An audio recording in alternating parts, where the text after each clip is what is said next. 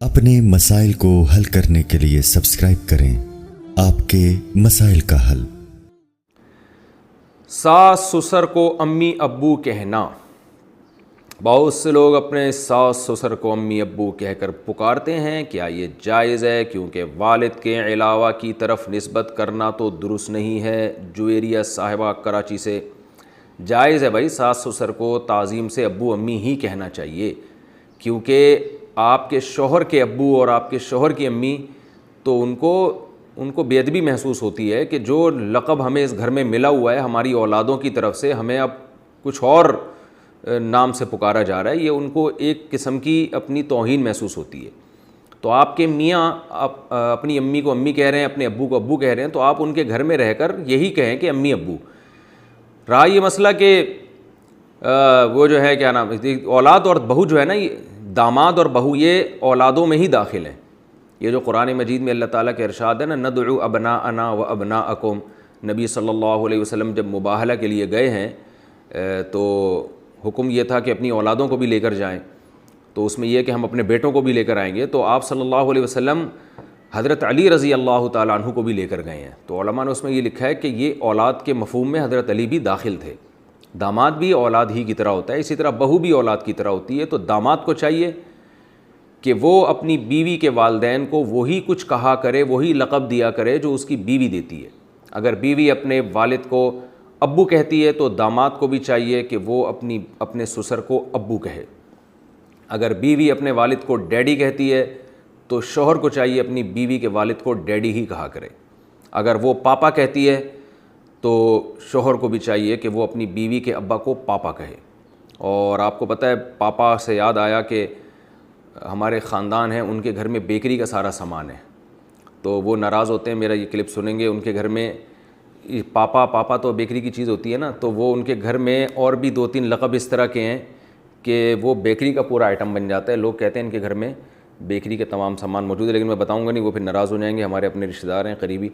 खैर, तो जो यानी आपके शौहर अपने वालिदैन के लिए जो लक़ब इस्तेमाल करते हैं तो बीवी को चाहिए वो ही लक़ब सास ससुर के लिए इस्तेमाल करे। और इसी तरह मामला यहाँ भी है कि बीवी अपने वालिदैन को जिन अल्फाज से पुकारती है तो दामाद को भी चाहिए कि अपने सास ससुर को उन्हीं अल्फाज से पुकारे। इसमें वो अपनी इज़्ज़त महसूस करते हैं, अपनाइयत महसूस करते हैं।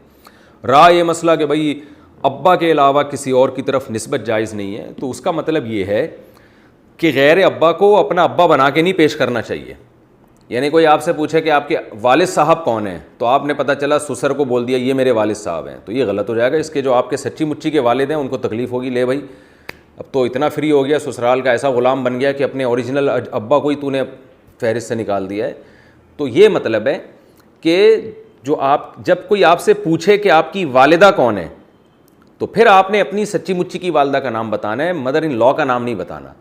ना माँ का नसब तब्दील कर सकते हैं, ना बाप का नसब। तो प्यार से तो किसी को भी पुकार सकते हैं। हम तो ऐसे लोगों को भी जानते हैं कि अपने अब्बा को कुछ और कहते हैं और चाचा को अब्बा कहते हैं। तो ये जो अल्फाज है ना, इनसे कुछ नहीं होता।